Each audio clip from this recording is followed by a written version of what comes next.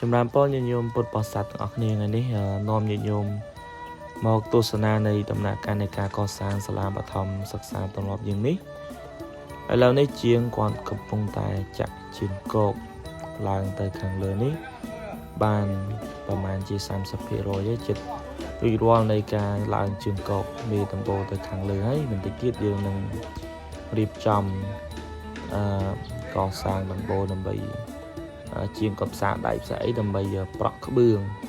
រៀបចំប្រក់ក្បឿងឡើងដំបូរសាលាបឋមសិក្សារបស់យើងនៅថ្ងៃខាងមុខព្រោះថាបងក្រុមជាងគាត់កំពុងតែមមាសស្រាក់ជាមួយនឹងដំណើរការនៃការកសាងសាលារបស់យើងនេះដើម្បីឲ្យបានឆាប់ហើយបានបងប្អូន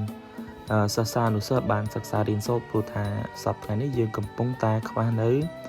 អគារសិក្សាសម្រាប់ឲ្យបងប្អូនសិស្សានុសិស្សសិក្សារៀនសូត្រនៅសាលាថ្មីព្រោះថាយើងកំពុងតែខ្វះនៅអគារសិក្សាអញ្ចឹងទេសូមចម្រើនពរដល់ញាតិញោមពុទ្ធបរិស័ទទាំងអស់គ្នាក្នុងនិងក្រៅប្រទេសសង្ឃឹមថាញាតិញោមពុទ្ធបរិស័ទនឹងចូលរួមជាបច្ច័យសម្រាប់កសាងសាលាបឋមសិក្សាយ៉ាងនេះដើម្បីបានបន្តដំណើរការទៅខាងមុខទៀតសូមពឹងដល់ញាតិញោមពុទ្ធបរិស័ទទាំងអស់គ្នាជួយ share វីដេអូនេះ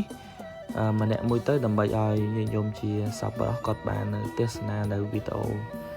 នៃដំណើរការនៃការកសាងសាលាបឋមសិក្សាទុនរាប់របស់ខ្ញុំគណៈអាត្មាភាពសូមអនុមោទនា